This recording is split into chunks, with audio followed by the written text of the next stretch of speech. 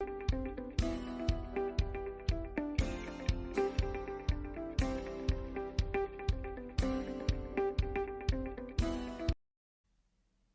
good morning to everybody, and thank you so much for attending this Colombian Cátedra Integrity, Citizenship, and Fight Against Corruption. Today, we are going to have the contribution of Professor Markus Pohlmann. His PhD in Economics and Social Sciences at the University of Bielefeld. Since 2003, he's professor at the University of Heidelberg at the Max Weber Institute for Sociology, mainly in subjects related with sociology of organizations. He's head of the research group, Heidelberg Research Group for Organization Studies, and editor of the blog Corporate Crime Stories. His main areas of research are transculturation of capitalism, sociology of organizations and management, and organizational deviance. Then, Professor Pohlmann, thank you so much for being with us in this cátedra, and the floor is yours. Yeah, many thanks for the invitation. I'm very happy to speak to you, and I'm going to present some results of a bigger research project funded by the Volkswagen Foundation. The title was The Fight Against Corruption and Cheating. And so we did take care on how to explain corporate crime and how to avoid corporate crime. This is what I'm going to talk about today. So my message today is easy structured. So first, I will stress on that petty wrongdoings are natural and partly functional.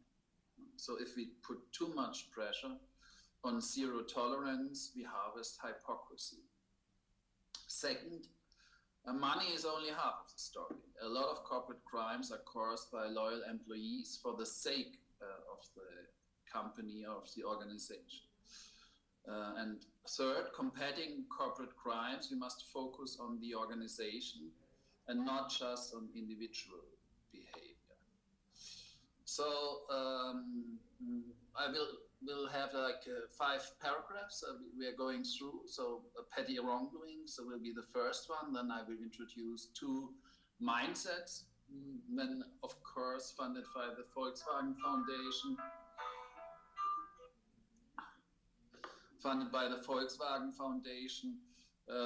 I will tell the story of a German car maker. We'll deal with whistleblowing and compliance and sum it up with some general conclusions. So petty wrongdoings are normal. How do we know that? It's kind of important that you know and understand that no company can stick to all rules.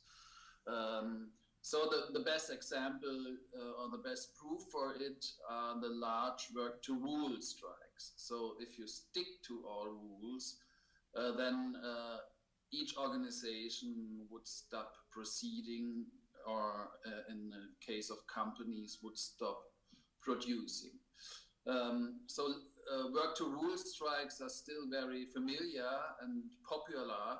So I've just listed like Russia in 2015, India, a big mine worker strike, Belgium, where we have a big work to rule strike by nurses, and Canada, for example. So what did the nurses do? This is just one example. They just stop picking up phones while they are doing patient care. This has been the rule. So you don't pick up the phone. And immediately the whole thing gets, confused, and the work is not so easy done anymore. The doctors are confused. And so there's a kind of, if we all just stick to rules, nothing will function anymore. So just to understand, part of the rule breaking is beneficial for the company. So the company cannot keep on producing and each organization cannot keep on running without rule breakings. Third, part of the rule breaking is accepted inside the company. Of course, if you're working in a company or if you're working in an organization, let's say even at a university, you first get to know the accepted part of the rule breaking, right? So this is part of the socializing inside an organization. And there are unwritten rules for it. So many wrongdoers follow unwritten rules for the sake of the company. I will elaborate on this further on. So there's a nice experiment concerning our dishonesty, and this is really amazing.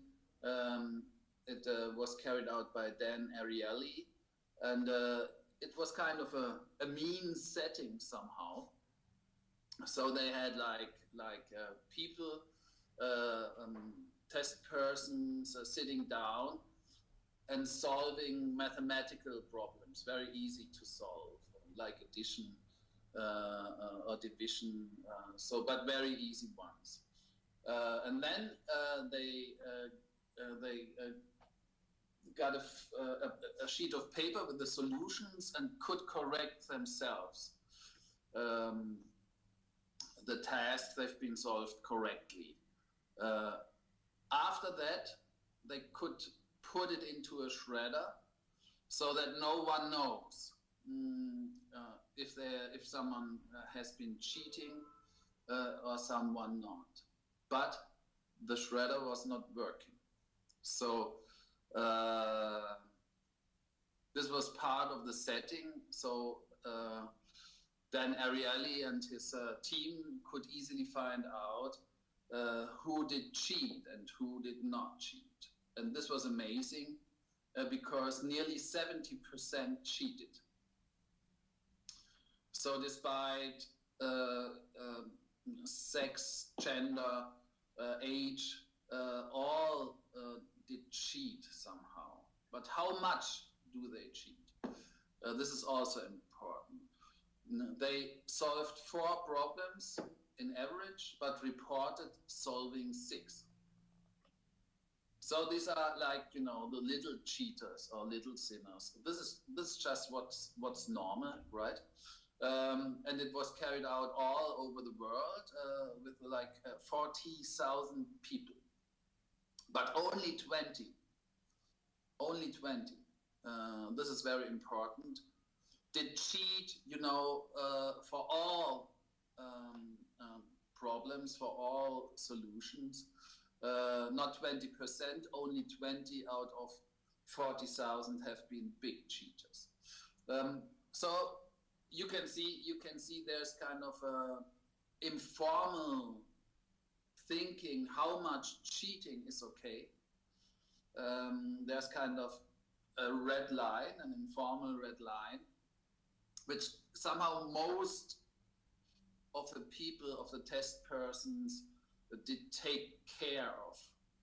So if you have like a little cheating, then that's somehow okay. But if you go on and have this maximum cheating, then it's not okay anymore.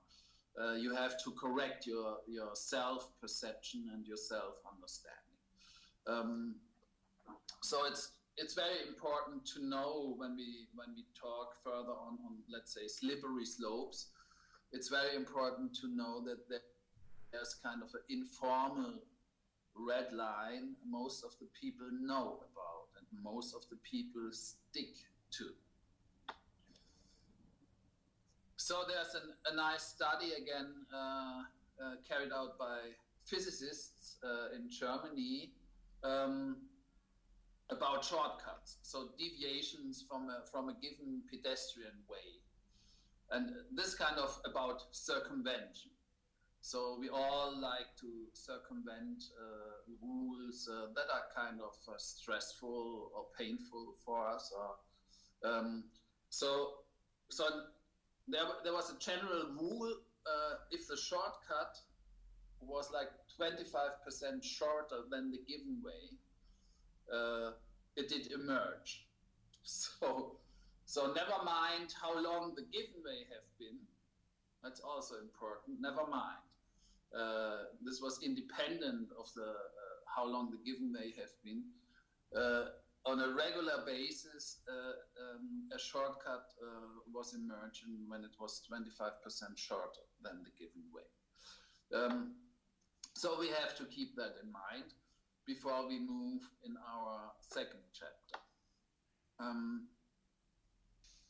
So I take up the Volkswagen case, but not the one you probably know about air pollution and defeat devices, which are used by the German car maker. I pick up an older story which took place between 2000 and 2006 to explain what individual crime means. Usually we have, in that case, we have fraud damaging the company.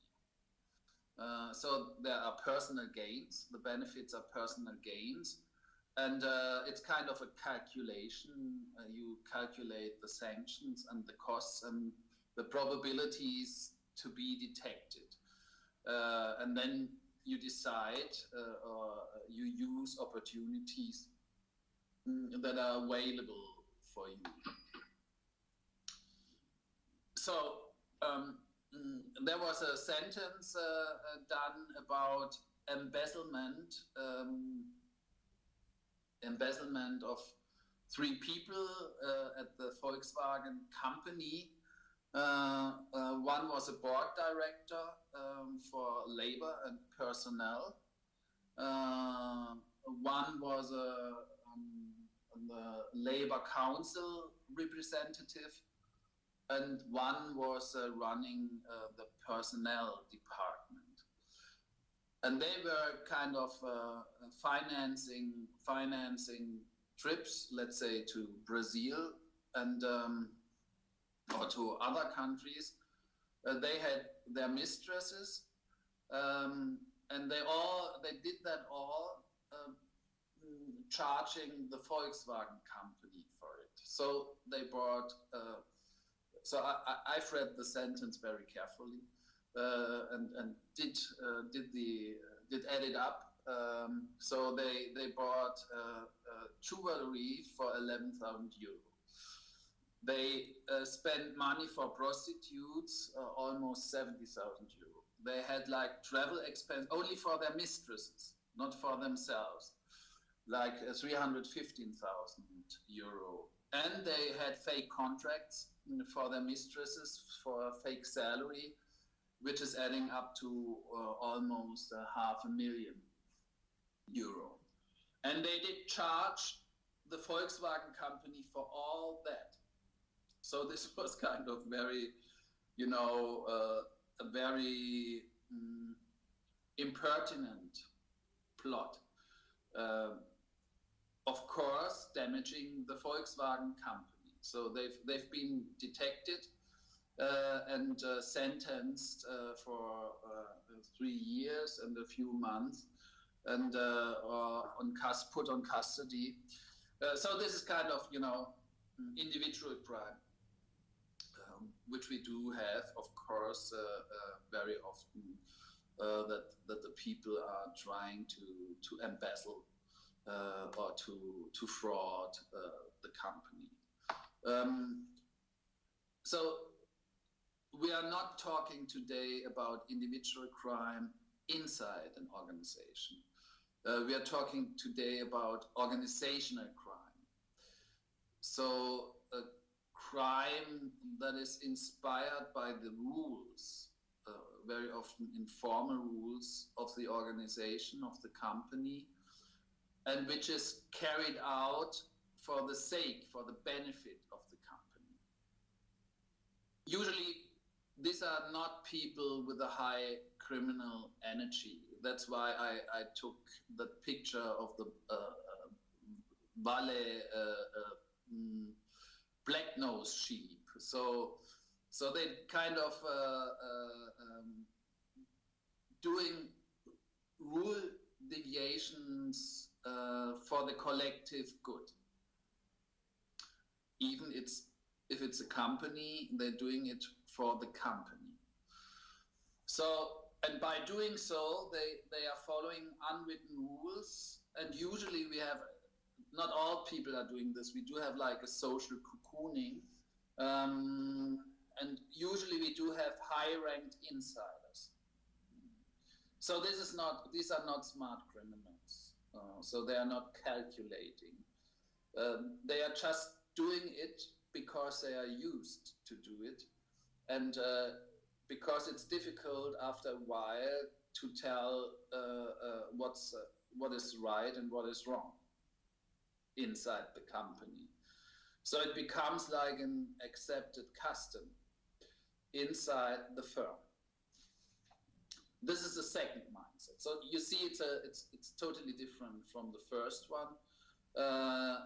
And so we were just trying to find out how significant are these cases of what we call organizational crime if we look at empirical data. So we did lab experiments from 2017 to 2019, altogether 1,200 students in Germany, Brazil, China, and Russia. So I don't go into the comparison today, but just to tell you the total numbers. And so you can see this is a kind of a paper and pencil experiment. So they had like hypothetical situations, and then they can opt if they would pay a provision or not, or something like that. So no cheating was almost 30%. So you can see. So 17% were somehow have decided somehow to cheat. But it was far higher when the cheating was for the collective good, so for the benefit of the company or the organization. You can see if they have been cheating, most did it for the collective good, for the company, and 30% did it for personal gain. So you can say that we did check on the internal validity, and this was kind of high. And then we checked, probably some of you know the Foreign Corrupt Practices Act in the United States, and all the files are available. This is,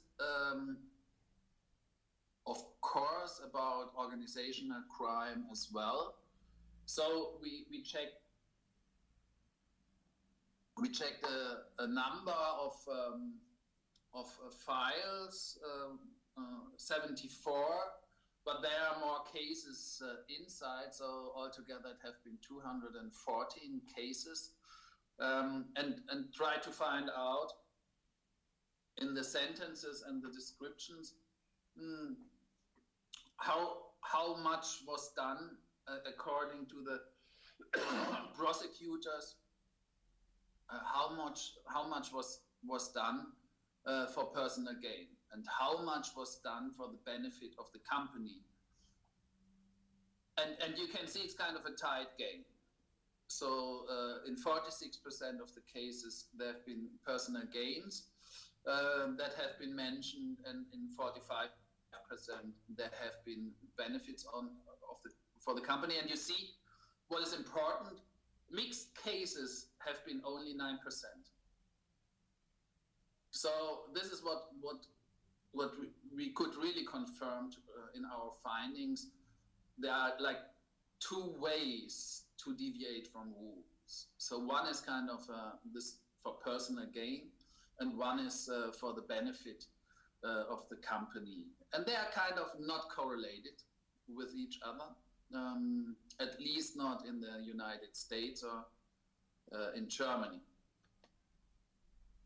So we did a survey, representative survey of the 250 CEOs of the mid-size and big German companies, and also tried to find out in a paper and pencil experiment about the propensity to act corrupt.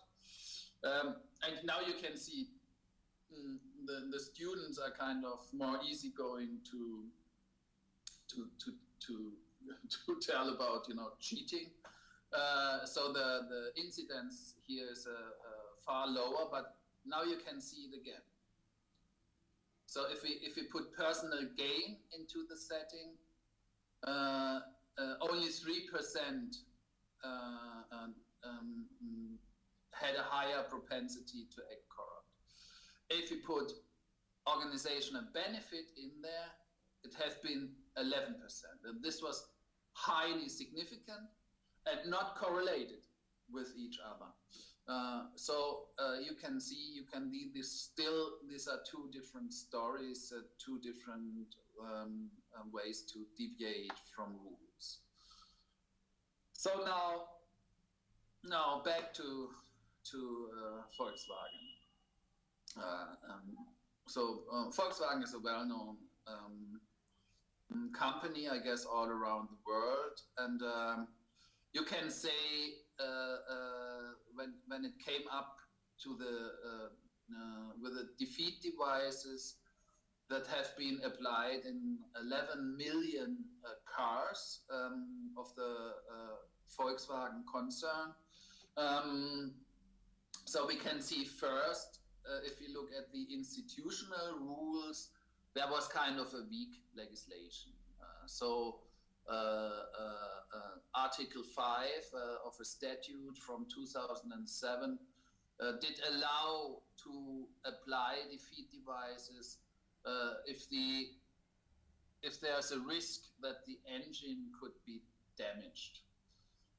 So this was kind of opening up the door for a lot of car makers, not just Volkswagen company, to use defeat devices to switch off the air pollution control, right?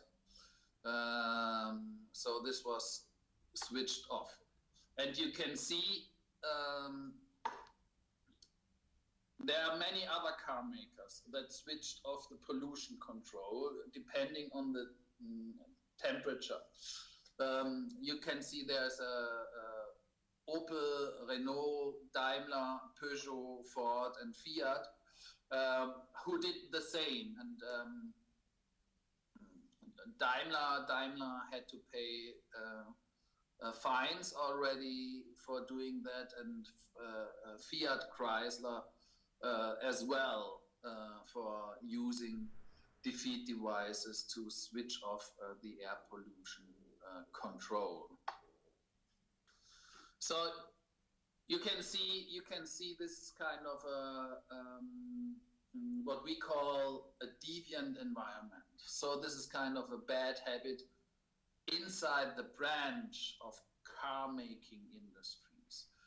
So we always look, if we explain that, we have the weak legislation, right? So then we look on the deviant environment. So is there kind of a tradition of deviance concerning cheating? And you can see Volkswagen like 30 years before have been also detected cheating. They've been using sensor systems for temperature control to switch off air pollution as well, air pollution control as well, by the Volkswagen Beetle, a well-known car still. So the fines have been $120,000 US. Okay, that's okay, isn't it? For the company, not for the air pollution control. And now you can see it's kind of a who is who. of the car making business. You have like Chrysler, Ford, GM, Toyota, GM again, Ford, Honda. Then you have the big truck making companies, Caterpillar, Renault, Volvo. You had BMW motorbikes. And then again, you had like the Volkswagen concern with the Volkswagen company itself, with the Audi company, and with Porsche company as part of the story.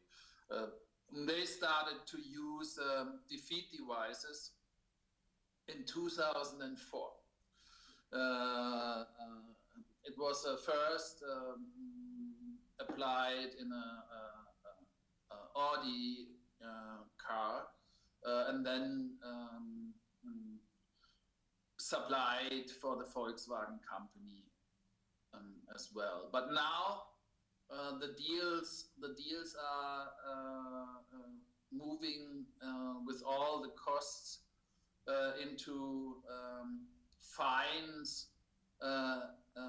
which are, if you add it up, summing up to 31 billion US dollars. So you can see the setting has changed. So from 120,000 to 31 billion US dollar. So now today you can add 4 billion US dollar. So we are now like having fines of 35 billion US dollars. So you can see we have the weak legislation, you know, the deviant environment as factors of explanation. And you can see it has been, this is the third thing I'm stressing on, it has been a case of organizational crime. So what have been the benefits for the company? Rising sales of clean diesel cars in the United States. Now we have so many trials and so many proceedings running. There's no illegal personal gain involved. Of course, there are bonus systems and as well, and there's kind of a legal personal gain, which is always involved, but no illegal personal gain.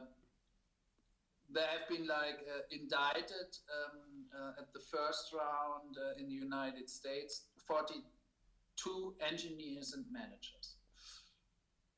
Mostly it has been high-ranked managers. Mostly they have been insiders with a long job tenure. Of course, we did research on that, and the average job tenure was like 24 years of job tenure, or let's say company tenure, of the people indicted. So they have been like socialized with that kind of wrongdoing, and you have had like something what we call tone from the top.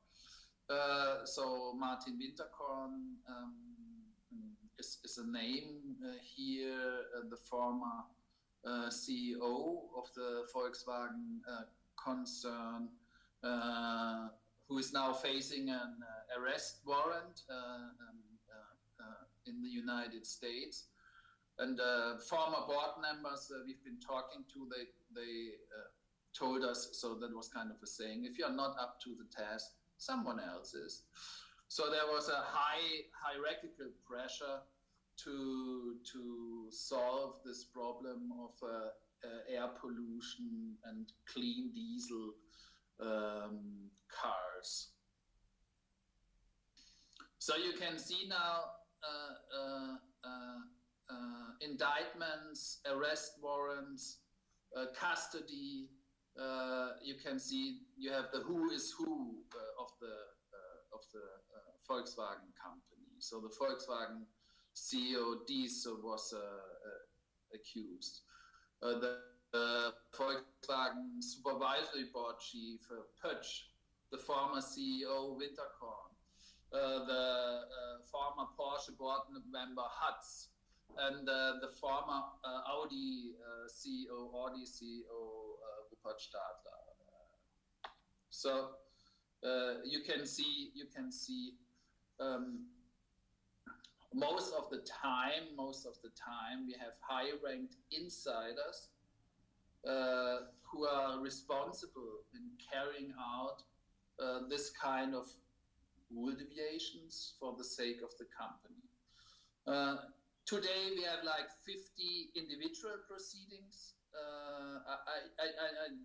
I'm not talking about the company proceedings, just about the individual liability.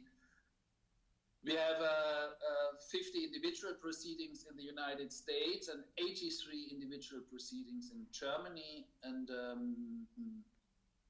we have in the United States 2 cases already of incarceration.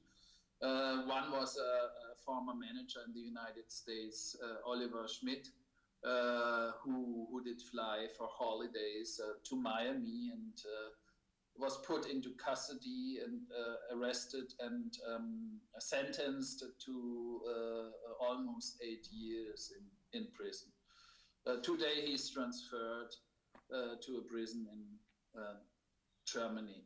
So if we look again on the position these people had, you see mostly 14% have been CEOs or board members and 48% middle or upper management. Mostly we have high-ranked positions, high-ranked people, executives involved. And this was 2016. The Attorney General Eric Schneiderman, he was running to become governor in New York, so he was quite clear and quite sharp in what he was saying. But somehow he was right. So he was complaining how stubborn and unrepentant the culture at Volkswagen is. And he was coining it as a willful and systematic scheme of cheating by dozens of employees at all levels of the company regarding emissions. And somehow, as I said, he was right. So why wasn't there, haven't there been whistleblowers? There have been like 2 which have been ignored, but why haven't there been whistleblowers who did pick up the case? So there's if you think 2015, Martin Winterkorn confessed that they did something wrong, right? But it started 2004, so 11 years. And this is what we usually find. If you think about silence and bystanding behavior, we will see mostly this is a dominant pattern. So whistleblowers are still rare examples concerning these kinds of cheatings. This is important when we talk about compliance and what can be done in the fight against cheating and corruption. So I just wanted to show, even we are using an extreme case design. So even in the case when there's a very strong moral appeal to speak up, people don't do. So I've just picked up the German case of a compound pharmacy which is producing anti-cancer drugs. And the general manager, he was the owner of the compound pharmacy, did dilute these anti-cancer drugs. So there have been almost 62,000 infusions and almost 4,600 cancer patients, and his profits have been 56 million. So altogether there have been 60 employees. So and it took a while that he had kind of in a little pharmacy this kind of practice of diluting anti-cancer drugs.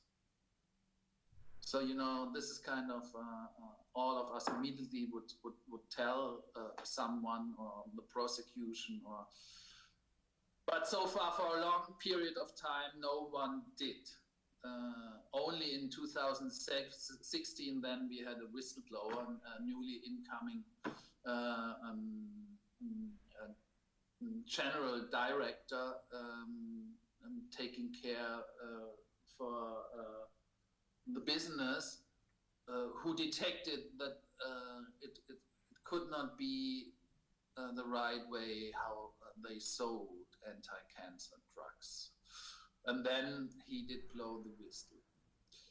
So, but the period from 2009 to 2016 is kind of the most important one. So why have there been so many people that did accept or did not speak up or did bystanding concerning this?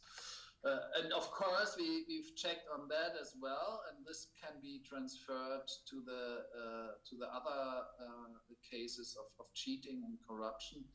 But there are kind of cognitive routines to justify what was going on.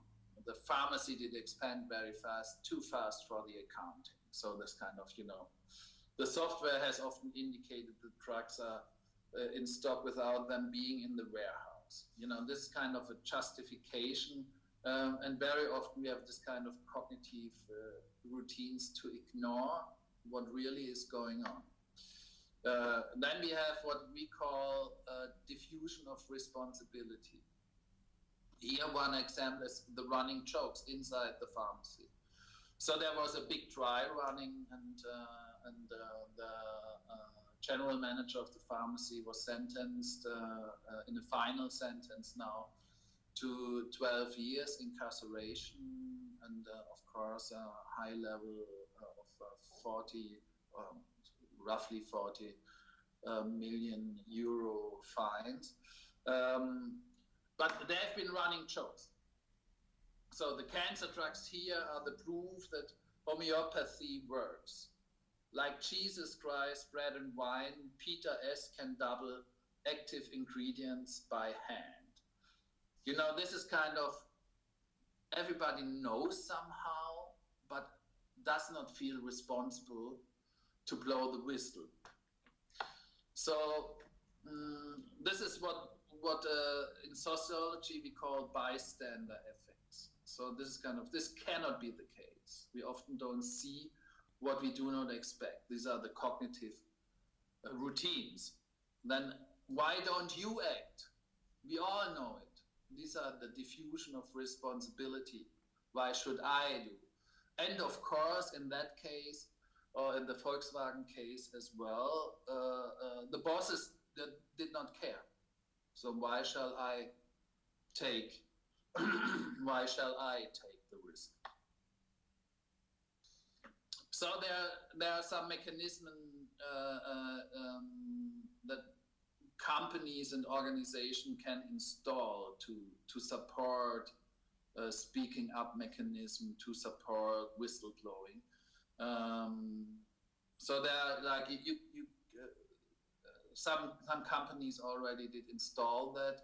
You can install and implement high-level reporting mechanism so that you directly report to the CEO and the supervisory board.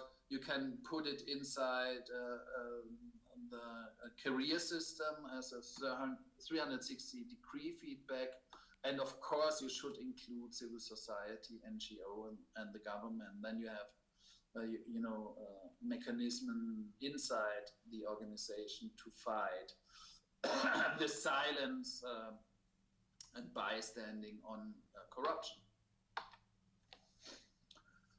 So the last chapter is about compliance. Sorry. So there's a statement of the chief compliance officer at Volkswagen, Dr. Frank Fabian, during that time, 2015.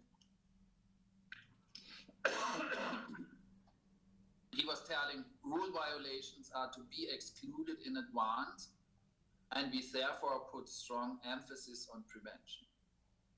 But in fact, the compliance department itself didn't know anything about what was going on and didn't report anything about, this big scheme of implementing defeat devices. And we've talked, as I said before, we did background interviews with former board directors, and he was telling us, one of these former board directors was telling us, compliance at Volkswagen was of minor importance. They didn't like to be a parent in that case because they didn't want to lose their jobs. So again, we ask, what is important to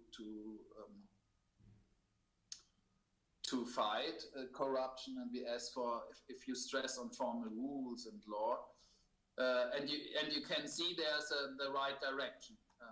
So it's a minus, the correlation coefficient is a minus 0.14, and is significant.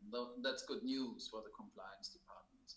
But far more important are the informal rules. So the formal side is not as important as the informal side, and the informal side can hardly be reached by compliance departments. So we do have compliance departments do have like two basic functions, right? So the most important function is to reduce fines in the event of an offense and to provide individual liability. And the second function, which is not so easy to tackle, is to prevent violations. So by checks and controls and by training and education. But there are many restrictions concerning prevention. So we know, for example, this is kind of a general rule. The more formal rules you install, the more deviations will take place. So this is kind of formal rules are invitations for most of the organizations and the personnel inside the organizations for circumvention. If you stress on moral education, you won't harvest more ethical behavior. Most of the times you harvest hypocrisy. And the worst thing you can do is a zero tolerance, because that leads to circumvention. So what can be done? We are not specialists, but we do have some ideas. So take care for diversity. We think diversity management is a good thing for compliance, because we know female managers or females are far less eager to be part of a scheme or to deviate from rules. Take care for outsiders. So as you have seen concerning the Volkswagen company, these have been like inside career systems, so they have not been opened up, because if you have an outsider coming in on a high ranked position, then you have to justify your wrongdoings, and that's always a bad thing to do. And create leeway in decision making, so more tolerance. Outside the firm, there are some very good role models that were inside the branch. There have been established standards with strong players. So this was kind of a self-regulation. The inclusion of civil society again, this kind of a co-regulation. And to the leveling of the playing field are, in our perspectives, good ideas to deal with the risk of organizational wrongdoing and corruption inside the firm. So now we are almost done. So again, back to the message. Organizational and individual crime are two different stories. Please keep that in mind. If you preach morality and integrity, you harvest hypocrisy and deviance. If you go after organizational crime, think about structural prevention, not just about individual prevention. Okay, this is, let's see if it works. One example for you about informal rules and to say goodbye. Ballon de doublé pour Léo Messi, face à Sergio Alvarez, quelle passe! La passe de Messi pour Luis Suarez! Mais d'où viennent-ils? Mais qui sont-ils? Ils agissent par ça! Léo Messi pour cette situation incroyable! C'est réglementaire d'abord, hein, parce qu'il il va la toucher, voilà, vers l'avant. Suarez, sûrement, on l'a pas vu, mais il doit partir. Il doit partir en dehors de la surface, et c'est le seul élément. So this was 2016 in a game of Barcelona against Celta Vigo, and Messi did carry out a penalty by doing a pass to Suarez. And this is according to the FIFA rules, but usually the informal rules are so strong that no one did expect that to happen, and everybody was kind of confused and was thinking, is that really according to the rules? It is, but these have been the informal rules behind. Many thanks. Now we do have questions by Nicholas, I guess.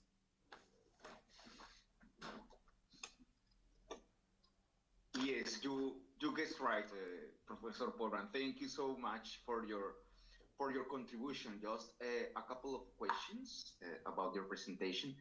At the beginning, you told us that it's usual that organizations just need petty wrongdoings in order to be functional in the market and to be functional with their activities.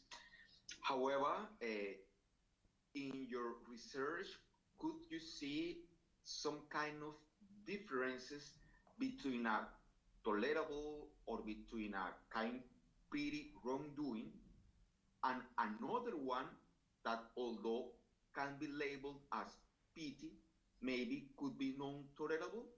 I am making the question because maybe the risk is that if we say that all petty wrongdoings are functional, maybe the risk is to think that, of course, then all petty wrongdoings were welcome.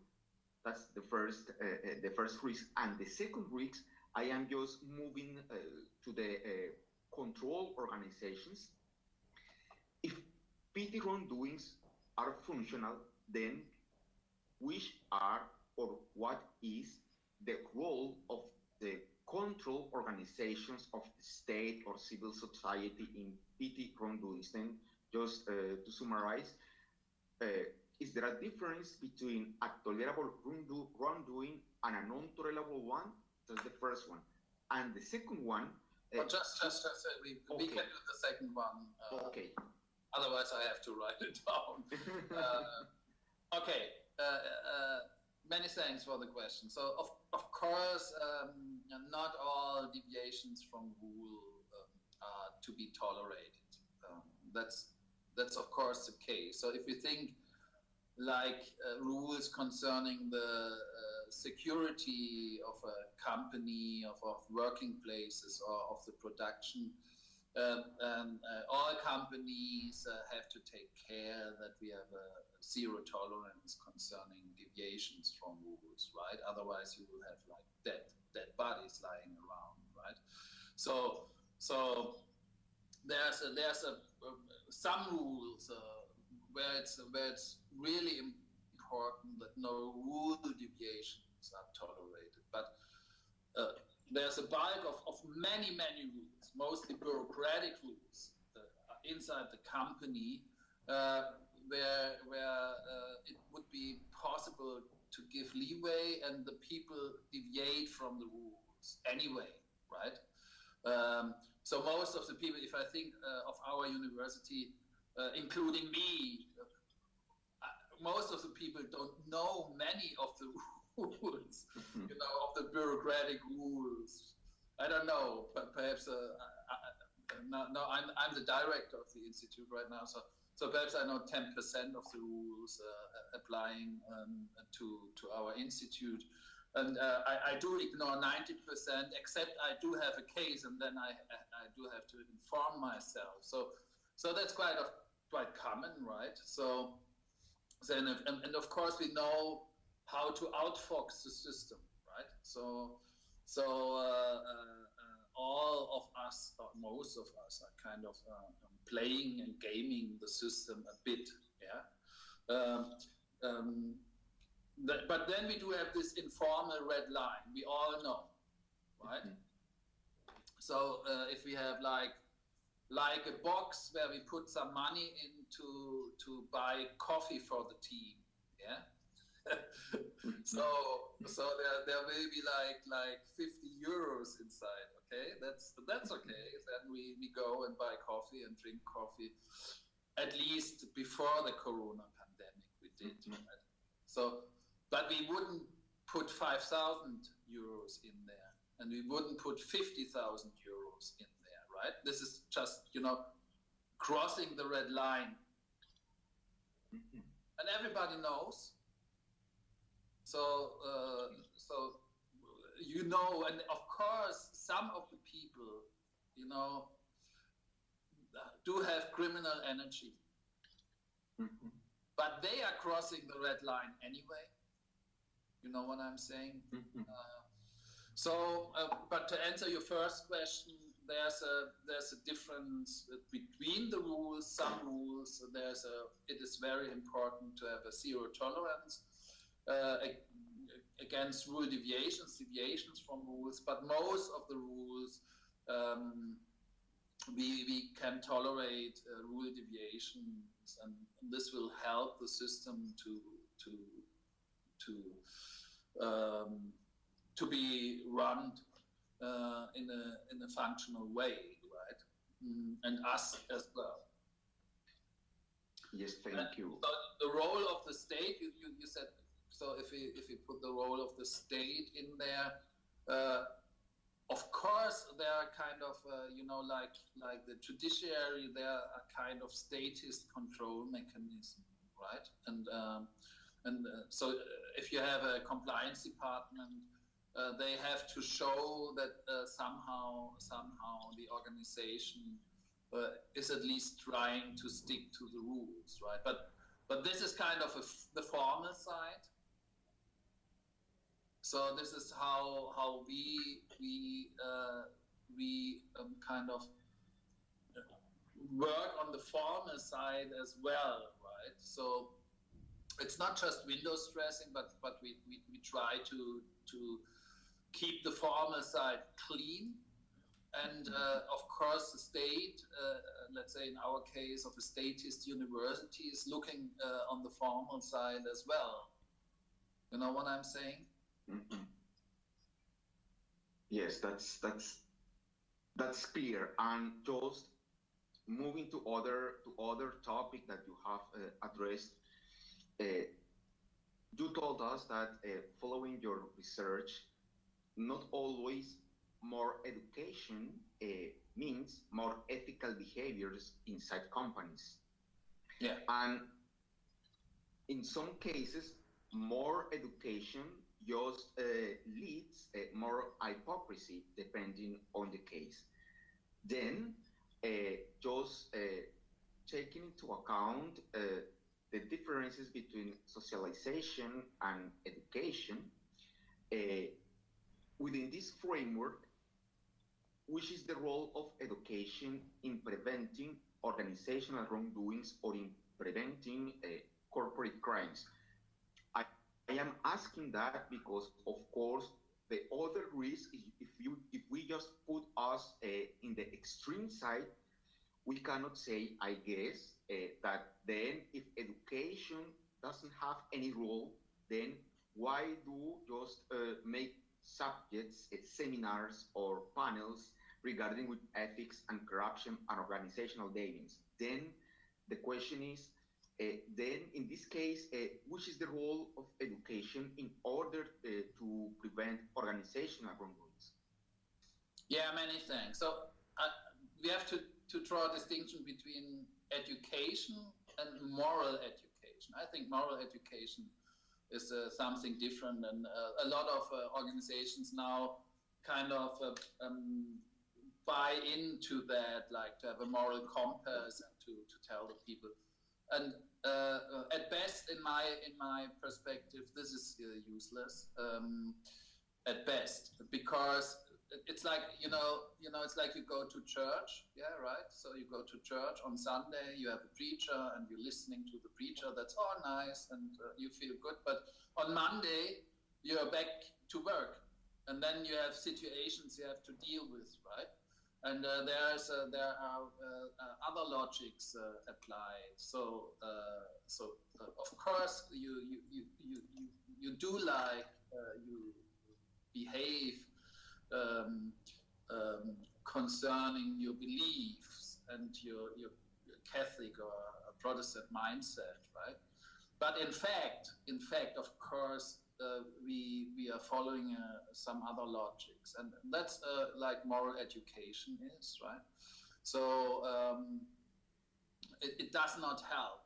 So I'm telling that we did a lot of research concerning compliance departments in enterprises, and of course these are compliance departments. These are not operational units. So if I will be a salesman in Colombia or will be a salesman in China, I have very, very much different challenges concerning, let's say, bribery and corruption, and still I'm measured by my output key performance indicators, right? So I can listen to the compliance department, but so what, Yes. And perhaps I think I will lose my job if my sales are not high enough. And I know damn good how to promote my sales, right? Okay. Yes. So of course, during the moral education, I buy it, and I will say, okay, the moral compass is good, and so on. But when I'm back to could not be Colombia, could be anywhere else, could be in Germany or in France or Spain or wherever. When I'm back, then again, this is at best of minor or non-importance, right? But education itself, if it's carried out inside the operational units, that's important, not from outside. If it's carried out inside, then at least you can promote awareness, and I think that's the best thing you can do, and you can open up the room for people who want to speak up, in a confident setting, so that they feel comfortable to say, hey, come on, guy, how you are handling that's not okay, don't you think? But if there's compliance involved, then you think, okay, no. Am I now committing treason? Is it like, am I a snitch? Is it kind of, what am I doing? What is going on? If I tell the compliance department with my colleague, we are friends, right? So that's how things are handled. So I think that there's no, my argument was not that it's generally useless to provide education. I think you can at least promote awareness inside the operational units. agents who are carrying out organizational wrongdoings. But I'm not much into moral education. Mm-hmm. Yes, okay. Thank you so much, Professor Markus Pohlmann, for your contribution, for your speech, and also for answering these couple of questions. And last but not least, I also want to thank Alexandra Barjak-Revic, sorry for the pronunciation, because she's helping us with editing this video. She's not in camera now, but also she has put a lot of effort in order to save and editing this video. Then thank you so much for her too. And I just invite all the audience that if you see and if you perceive that this video, this presentation may be a little bit at least interesting for your colleagues or for your friends, you just feel free to share it, to discuss it, and to contribute the discussions regarding organizational wrongdoings and whistleblowing. Thank you so much, Professor Pohlmann, for your time. Then, so all the best for Colombia, and all my greetings towards Colombia, and perhaps sometimes I will have the opportunity to visit there to get experiences with that beautiful country. Many thanks. No, thanks to you, and thank you so much for your words, and welcome to Colombia whenever you want.